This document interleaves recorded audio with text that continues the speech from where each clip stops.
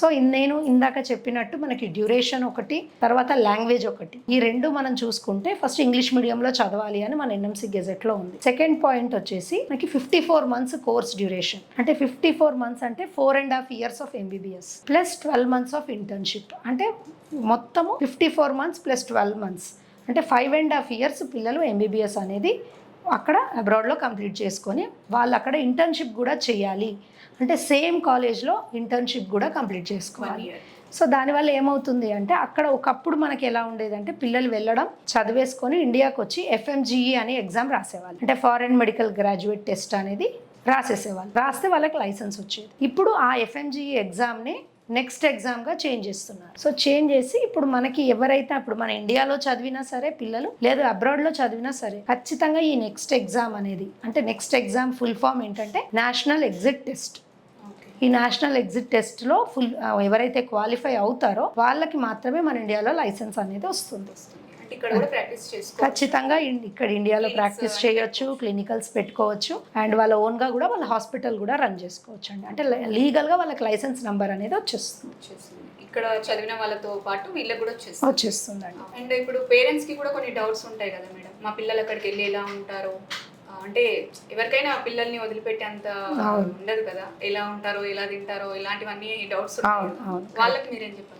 So యాక్చువల్గా నేనేం చెప్పదలుచుకున్నానంటే అండి, ఫస్ట్ ఆఫ్ ఆల్ వీగ్రో ఓవర్సీస్ అనేది కొన్ని వాల్యూస్ని ఖచ్చితంగా ఫాలో చేస్తుందండి. అదే అందులో ఏంటంటే పిల్లల్ని మనం ఏ విధంగా అయితే మన ఇండియాలో ఒక ప్రొటెక్టివ్ ఎన్విరాన్మెంట్లో పెడతామో, ఒక సేఫ్టీ ఎన్విరాన్మెంట్లో పెట్టాలని అనుకుంటామో, అటువంటి సేఫ్టీ అండ్ సెక్యూరిటీ అనేది మనం చేస్తున్న అన్ని కాలేజెస్లో కూడా అండ్ హాస్టల్స్లో కూడా మనం ప్రొవైడ్ చేస్తాం. సో నేను మోస్ట్లీ ఏదైతే కాలేజెస్తో డీల్ చేస్తున్నానో ఆ కాలేజెస్తో అన్నిటితో నాకు డైరెక్ట్గా టైఅప్ ఉంది. సో మన ఇండియన్ స్టూడెంట్స్ ఎవరైతే వీగ్రో ద్వారా అడ్మిషన్ తీసుకుంటారో ప్రతి స్టూడెంట్ యొక్క సేఫ్టీ సెక్యూరిటీ బాధ్యత నేను తీసుకుంటాను. మేడం ఇందాక మీరు చెప్పారు కదా ఎన్ఎంసీ అని, దాని గురించి ఒకసారి చెప్తారా? ఓకే, మనము ముఖ్యంగా మన నేషనల్ మెడికల్ కమిషన్ ఎన్ఎంసీ అనేది November 18th, 2021 రోజు ఒక గెజెట్ అనేది రిలీజ్ చేసిందండి. అందులో ఒక 4 points మీద మన ఇండియన్ గవర్నమెంట్ స్ట్రెస్ చేస్తుంది. అంటే స్టూడెంట్ ఎవరైనా అబ్రాడ్ వెళ్ళి చదవాలి అని అనుకుంటే ఈ 4 pointsని మళ్ళీ ఒకసారి రీచెక్ చేసుకొని ఆ కాలేజ్లో అడ్మిషన్ తీసుకోవాలి. ఆ 4 points ఏంటంటే, ఫస్ట్ ఆఫ్ ఆల్ వచ్చేసి ఇంగ్లీష్ మీడియంలోనే మీ కంప్లీట్ ఎడ్యుకేషన్ అనేది, ఎంబీబీఎస్ ఎడ్యుకేషన్ అనేది ఉండాలి. సెకండ్ వచ్చి 54 months of course duration with 12 months of internship in the same hospital ఉండాలి. అంటే ఒకప్పుడు ట్రాన్స్ఫర్స్ తీసుకునే అవకాశం ఉండేదండి. ఇప్పుడు ఈ పాయింట్ వల్ల ఒక కాలేజ్ నుంచి ఒక కాలేజ్కి లేదా ఒక కంట్రీ నుంచి ఇంకో కంట్రీకి ట్రాన్స్ఫర్స్ తీసుకోవడం అనేది పాసిబిలిటీ ఉండదు. దెన్ ద థర్డ్ పాయింట్ వచ్చేసి మన ఇండియన్ సిలబస్లో ఏవైతే 18 సబ్జెక్ట్స్ ఉంటాయో ఆ 18 సబ్జెక్ట్స్ కూడా కంప్లీట్గా ఆ పిల్లలు అబ్రాడ్లో కూడా చదువు ఉండాలి.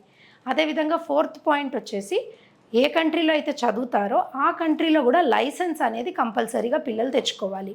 ఆ కంట్రీలో లైసెన్స్ వచ్చాక వాళ్ళు అక్కడ 1 year ఇంటర్న్షిప్ చేసి then they have to come back to India. ఈ 4 pointsని ఫుల్ఫిల్ చేస్తుందా లేదా అనేది ప్రతి పేరెంట్ అండ్ ప్రతి స్టూడెంట్ చెక్ చేసుకున్న తర్వాతే ఫర్దర్గా అడ్మిషన్ ప్రాసెస్ అనేది చేసుకోవాలి. ఓకే మేడం, మీ వీగ్రో ఓవర్సీస్ కన్సల్టెన్సీ ద్వారా మీరు ఎలాంటి సర్వీసెస్ ప్రొవైడ్ చేస్తున్నారు స్టూడెంట్స్కి? అంటే మేము ఈ వీగ్రో ఓవర్సీస్ ద్వారా అండి ఇప్పటికే వేలాది మంది విద్యార్థులు నా దగ్గరకు వచ్చారు. వాళ్ళకి కౌన్సిలింగ్ దగ్గర నుంచి మొదలు పెడితే కౌన్సిలింగ్, కోర్సు సెలెక్షన్, అదేవిధంగా కాలేజ్ షార్ట్ లిస్టింగ్ చేస్తాము.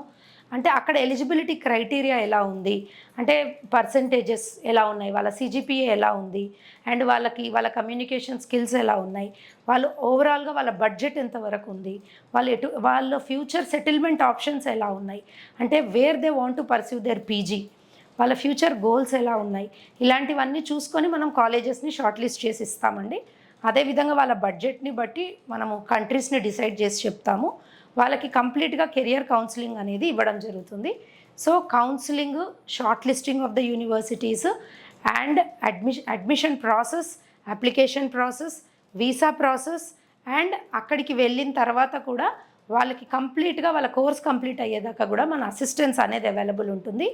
అంతేకాకుండా వాళ్ళు ఇండియాకి వచ్చాక ఏదైతే లైసెన్సింగ్ ఎగ్జామ్ రాయాలో దానికి కూడా కోచింగ్ అనేది మనం ప్రొవైడ్ చేస్తున్నాం. ఇప్పుడు ఈ కోచింగ్ అనేది ఎప్పటి నుంచి ఎప్పటి వరకు ఇస్తారు? అంటే ఏదైతే ఈ ఎంసీఐ కోచింగ్ నెక్స్ట్ ఎగ్జామ్కి కానీ యుఎస్ఎంఎల్ఈ ఆర్ ప్లాబ్ ఈ ఎగ్జామ్స్కి ప్రిపేర్ అవ్వాలి, మేము పీజీ యూకేలో కానీ యూఎస్లో కానీ చేసుకోవాలి, అని ఎవరైతే పిల్లలు అనుకుంటున్నారో వాళ్ళందరికీ కూడా నేను ఈ కోచింగ్ అనేది 3rd ఇయర్ నుంచి పిల్లలకి ప్రొవైడ్ చేస్తాను.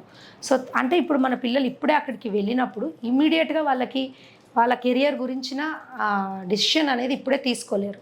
ఒక 1-2 ఇయర్స్ వాళ్ళు ఎంబీబీఎస్ కోర్సులో వెళ్ళాక ఏ ఫీల్డ్లో పీజీ చేయాలి, ఏ కంట్రీకి వెళ్తే వాళ్ళకి ఆప్షన్స్ ఎలా ఉన్నాయి అని ఒక స్టూడెంట్కి ఒక ఐడియా వస్తుంది. అంటే యూఎస్ వెళ్ళాలా, యూకే వెళ్ళాలా, లేదు ఇండియాకి రావాలా, ఆస్ట్రేలియాకి వెళ్ళాలా, లేదు కొంతమంది పిల్లలు రీసెర్చ్ సైడ్ కూడా చూస్ చేసుకుంటారు. సో అలాంటి డిసిషన్ వాళ్ళు తీసుకోవాలంటే వాళ్ళకి మినిమం ఒక 2 ఇయర్స్ టైం పడుతుంది. సో 3rd ఇయర్ నుంచి నేను ఎవ్రీ సాటర్డే సండే మన ఇండియన్ ఫ్యాకల్టీ తోటి ఈ ఎంసీఐ క్లాసెస్ అనేవి కండక్ట్ చేస్తున్నాను.